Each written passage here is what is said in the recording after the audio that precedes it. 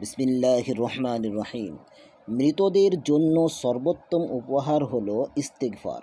কবরে শায়িত মৃত ব্যক্তির অবস্থা হলো সমুদ্রের ডুবন্ত ব্যক্তির ন্যায়, যে সাহায্যের জন্য আকুল প্রার্থনা জানায়। সে তার পিতা মাতা ভাই বোন কিংবা বন্ধু বান্ধবের থেকে রহমত ও মাগফিরাতের দোয়া লাভের অপেক্ষায় থাকে।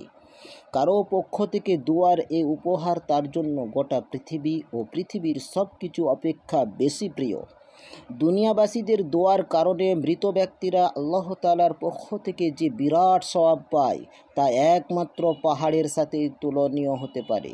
মৃতদের জন্য জীবিতদের সবচেয়ে বড় উপহার হচ্ছে তাদের জন্য মাগফিরাতের দোয়া করা।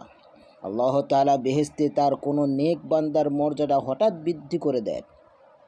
সে বলে, হে আমার প্রতিপালক, কী কারণে আমার এই মর্যাদা বৃদ্ধি পেল? তখন আল্লাহ বলেন, তোমার জন্য তোমার সন্তানের ক্ষমা চাওয়ার কারণে। তওবা ও ইস্তিগফারের জন্য অসংখ্য দোয়া রয়েছে।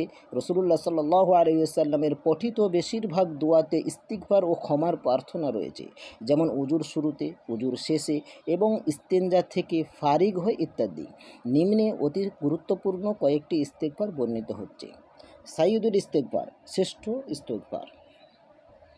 ইস্তিগফারটি হলো, আল্লাহুম্মা আনতা রব্বি লা ইলাহা ইল্লা আনতা খলাকতানি ওয়া আনা আবদুকা ওয়া আনা আলা আহদিকা ওয়া ওয়া'দিকা মাস্তাতা'তু ওয়া আউযু বিকা মিন শাররি মা সানা'তু আবু'আকা বিনি'মাতিকা আলাইয়া ওয়া আবু'উ বিযামবি ফাগফিরলি ফাইন্নাহু লা ইয়াগফিরুয যুনুবা ইল্লা আনতা।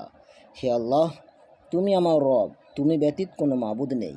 তুমি আমাকে সৃষ্টি করেছ, আমি তোমার বান্দা। আমি আমার সাধ্য অনুযায়ী তোমার সাথে কৃত ওয়াদা ও অঙ্গীকারের ওপর কায়েম আছি। আমি যে গুনাহ করেছি তার অনিষ্ট থেকে তোমার আশ্রয় প্রার্থনা করছি। আমার ওপর তোমার দানকৃত নিয়ামতসমূহ আমি স্বীকার করছি এবং নিজের পাপসমূহ আপনার কাছে ক্ষমা প্রার্থী চাইছি।